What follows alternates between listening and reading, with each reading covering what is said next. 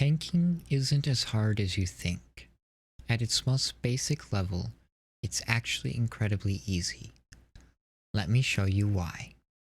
As a tank, your duties are to pull enemies, hold aggro, deal as much damage as you can, and mitigate damage. Those four things are all you consistently do. So let's break down why these responsibilities are actually pretty easy. First up, pulling enemies. At a basic level, all you have to do to pull enemies is run up to them and attack them. Now obviously there are better ways to do this, but if you're just getting started, this is fine. While doing this, you have to establish and hold aggro though, right? Well, that's actually pretty easy. Just turn on tank stance and practice your ABCs.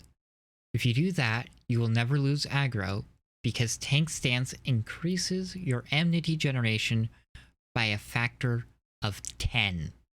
This leads into dealing as much damage as possible, which is honestly a redundancy, because the best way to hold aggro is dealing damage.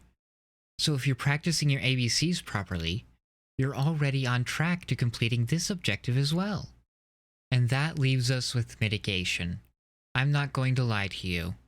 This is where tanking can get difficult. However, that difficulty isn't to be found in normal content. As long as you rotate through your mitigation skills one at a time and use them where appropriate, you'll do fine in normal content. So where is it appropriate to use mitigation?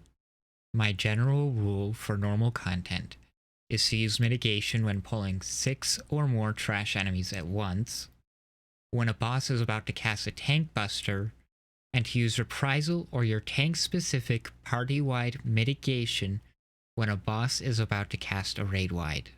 Okay, so now I've told you when to use your mitigation, but you might be wondering, how do you know when a boss is about to cast a tank buster or raid-wide? And honestly, for normal content, you really don't need to know.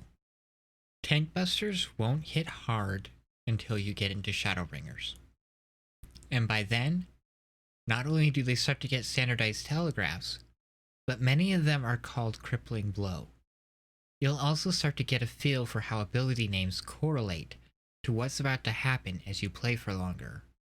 And all of that is just a really long way to say, you don't need to know when you start, but also that you'll know when you need to know. If you found this advice helpful, please drop a fell cleave on that like button down below. And if you're still not ready to jump headfirst into tanking, I'm working on a video going over which tank is the best for beginners, which you'll be able to find right here and down below when it goes live.